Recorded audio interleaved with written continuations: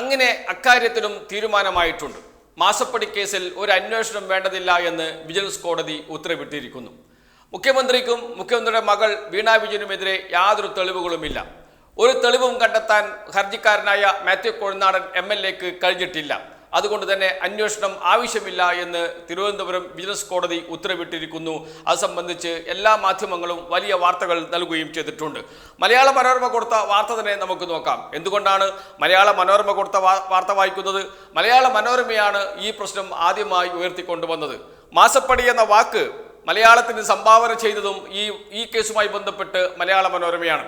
മലയാള മനോരമയുടെ ആ വാക്കുകളാണ് പിന്നീട് എല്ലാ മാധ്യമങ്ങളും ഏറ്റെടുക്കുകയും എത്രയോ ദിവസം കേരളത്തിൽ അന്തിച്ചർച്ച അടക്കം നടത്തുകയും ചെയ്തത്. എത്രയോ ദിവസം എല്ലാ മാധ്യമങ്ങളുടെയും തലക്കെട്ട് അതായിരുന്നു. എത്രയോ ദിവസം എത്രയോ കോളങ്ങൾ കേരളത്തിലെ മുഖ്യധാരാ മാധ്യമങ്ങൾ ഈ വിഷയത്തിന് വേണ്ടി മാറ്റിവെക്കുകയും ചെയ്തിട്ടുണ്ട്.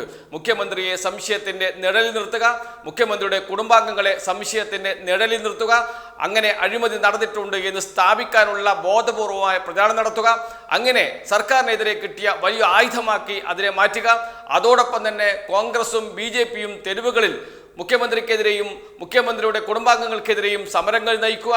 ഇങ്ങനെ സംഭവ ബഹുലമായിരുന്നു കഴിഞ്ഞ കുറേ നാളുകൾ ഈ മാസപ്പടി കേസുമായി ബന്ധപ്പെട്ട്.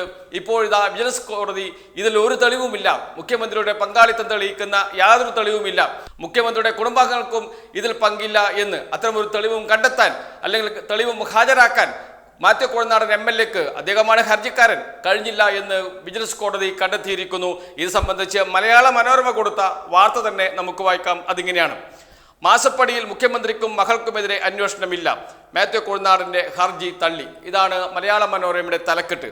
മാസപ്പടിയിൽ മുഖ്യമന്ത്രിക്കും മകൾക്കുമെതിരെ അന്വേഷണമില്ല, മാത്യു കൊഴുന്താടന്റെ ഹർജി തള്ളി എന്നാണ് തലക്കെട്ട്. അതിനുശേഷം വാർത്ത ഇങ്ങനെയാണ്: മാസപ്പടി വിഷയത്തിൽ മുഖ്യമന്ത്രിക്കും മകൾക്കുമെതിരെ കേസെടുക്കണമെന്ന മാത്യു കൊഴുന്താടൻ MLA-യുടെ ഹർജി തിരുവനന്തപുരം വിജിലൻസ് കോടതി തള്ളി. മുഖ്യമന്ത്രി പിണറായി വിജയനും മകൾ വീണയ്ക്കുമെതിരായ മാസപ്പടി ഹർജിയിൽ വിജിലൻസ് കോടതി നേരിട്ട് അന്വേഷണം നടത്തണമെന്നായിരുന്നു മാത്യു കൊഴുന്താടൻ MLA-യുടെ ഹർജി നിരസിക്കുന്നുവെന്ന് കോടതി വ്യക്തമാക്കി.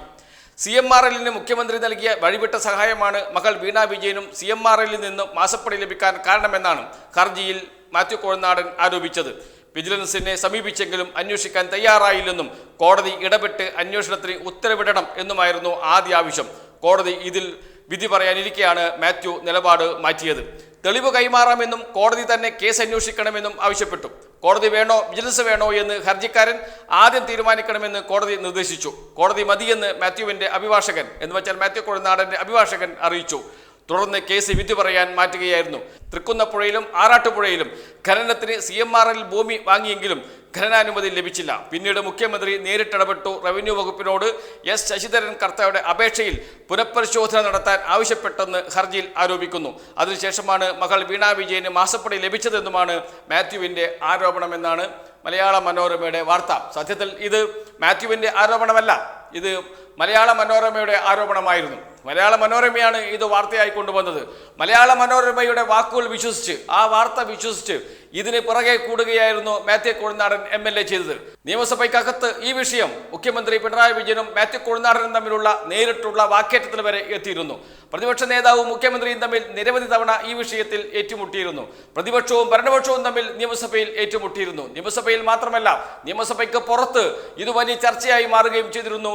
സമരങ്ങൾ നടന്നിരുന്നു. BJP-യും കോൺഗ്രസും UDF-ഉം യൂത്ത് കോൺഗ്രസും ഒക്കെ സമരവുമായി രംഗത്തിറങ്ങുകയും ചെയ്തിരുന്നു. വലിയ ആരോപണം മുഖ്യമന്ത്രിക്കെതിരെയും മുഖ്യമന്ത്രിയുടെ കുടുംബാംഗങ്ങൾക്കെതിരെയും ഉയർത്തിക്കൊണ്ടുവരാൻ ഇതിലൂടെ കഴിഞ്ഞിരുന്നു. അത് ശരിയുണ്ട് എന്ന് വിശ്വസിക്കത്തക്ക രൂപത്തിൽ വാർത്തകൾ നൽകുകയും അന്തിച്ചർച്ച നടത്തുകയും ചെയ്തു നമ്മുടെ മാധ്യമങ്ങൾ. അവസാനം ഇപ്പോൾ എന്തായി എന്ന ചോദ്യമാണ് ഉയർന്നത്. എല്ലാ ആരോപണങ്ങളുടെയും അവസാന അവസ്ഥ ഇത് തന്നെയാണ്. ആരോപണങ്ങൾ ആരോപണങ്ങളായി അവശേഷിക്കുന്നു. ഒരു തെളിവ് പോലും ഹാജരാക്കാൻ കഴിയാതിരിക്കുന്നു. അത് ആരാണ് ആരോപണം ഉന്നയിച്ചത്? മാത്യു കൊഴുന്താടൻ MLA ആണ്. വെറും MLA അല്ല മാത്യു കൊഴുന്താടൻ. മാത്യു കൊഴുന്താടൻ സുപ്രീം കോടതി അഭിഭാഷകനാണ് എന്നാണ് അദ്ദേഹം തന്നെ അഭിമാനത്തോടെ നിയമസഭയ്ക്കകത്തും പുറത്തുമൊക്കെ പറയാറുള്ളത്. സുപ്രീം കോടതിയിൽ പോലും ഞാൻ കേസ് വാദിക്കുന്നുണ്ട്, ഈ എന്നോടാണോ കളി എന്ന ചോദ്യം നിയമസഭയ്ക്കകത്തും പുറത്തും ചോദിച്ചിട്ടുണ്ട് മാത്യു കൊഴുന്താടൻ. ആ മാത്യു കൊഴുന്താടനാണ് ഈ ആരോപണം ഉന്നയിക്കുകയും കോടതിയെ സമീപിക്കുകയും ചെയ്തത്.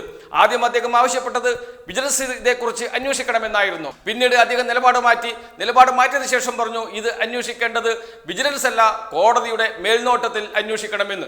തെളിവുകൾ ഹാജരാക്കാൻ ഞാൻ തയ്യാറാണ് എന്ന് പറഞ്ഞു. അപ്പോൾ കോടതി പറഞ്ഞു, തെളിവുകൾ ഹാജരാക്കൂ, ഞങ്ങൾക്ക് പരിശോധിക്കാം. പരിശോധിച്ചിട്ട് കോടതിയുടെ മേൽനോട്ടത്തിലാണോ അന്വേഷണം വേണ്ടതെങ്കിൽ അതും നമുക്ക് തീരുമാനിക്കാം. തെളിവുകൾ ഹാജരാക്കൂ എന്ന് പറഞ്ഞ് ആദ്യം ഒരു രേഖ ഹാജരാക്കി.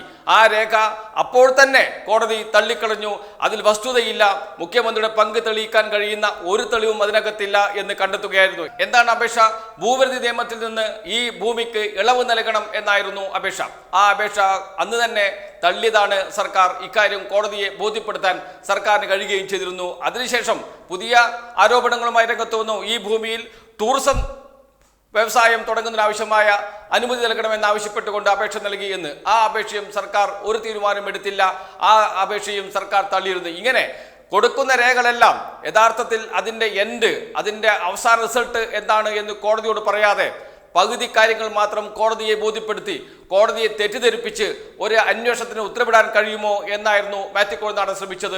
കോടതി അത് കയ്യോടെ പൊളിച്ചു കൊടുക്കുകയും ഇതിൽ ഒരു അന്വേഷണവും ആവശ്യമില്ല, മുഖ്യമന്ത്രിയുടെ പങ്ക് തെളിയിക്കുന്ന യാതൊരു തെളിവും ഹാജരാക്കാൻ അഡ്വക്കേറ്റ് മാത്യു കുഴൽനാടൻ MLA-ക്ക് കഴിഞ്ഞില്ല എന്ന് കോടതി നിരീക്ഷിക്കുകയും ഇപ്പോൾ മാത്യു കുഴൽനാടന്റെ ഹർജി തള്ളുകയും ചെയ്തിരിക്കുകയാണ്. പക്ഷേ ഇതിൽ ഒരു രാഷ്ട്രീയ നേട്ടമുണ്ടാക്കാൻ UDF-ന് കഴിഞ്ഞു എന്ന കാര്യത്തിൽ സംശയമേയില്ല.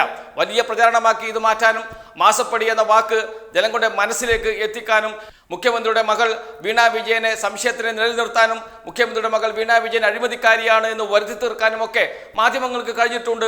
വലിയൊരു വിഭാഗം ജനങ്ങൾ അത് വിശ്വസിക്കുകയും ചെയ്യുന്നുണ്ട്. ഇതൊക്കെ ശരിയാണ് എന്ന്, അഴിമതിയുടെ കൂടാരമാണ് മുഖ്യമന്ത്രിയും മുഖ്യമന്ത്രിയുടെ കുടുംബാംഗങ്ങളും എന്ന് ബോധപൂർവം പ്രചരിപ്പിക്കാൻ കേരളത്തിലെ മാധ്യമങ്ങൾക്ക് കഴിഞ്ഞിട്ടുണ്ട്.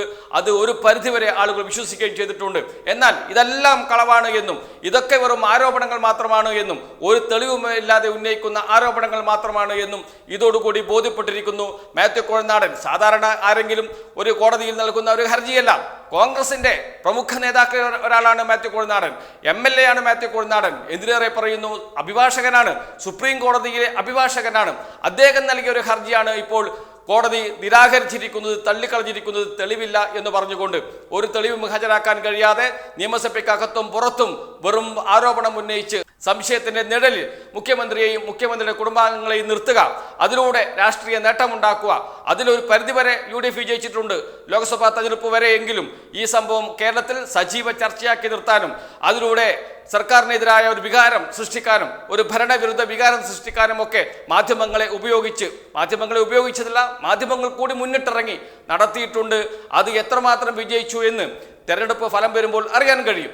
ഏതായാലും ഇപ്പോൾ ഒരു കാര്യം വ്യക്തമായിരിക്കുന്നു, മാസപ്പടി കേസിൽ മുഖ്യമന്ത്രിക്കോ മുഖ്യമന്ത്രിയുടെ കുടുംബാംഗങ്ങൾക്കോ യാതൊരു ബന്ധവുമില്ല എന്ന് തെളിഞ്ഞിരിക്കുന്നു. വിജിലൻസ് കോടതി തന്നെ അക്കാര്യം പറഞ്ഞിരിക്കുന്നു. മാത്യു കുഴൽനാടന്റെ ഹർജി ഇതാ തള്ളിയിരിക്കുന്നു.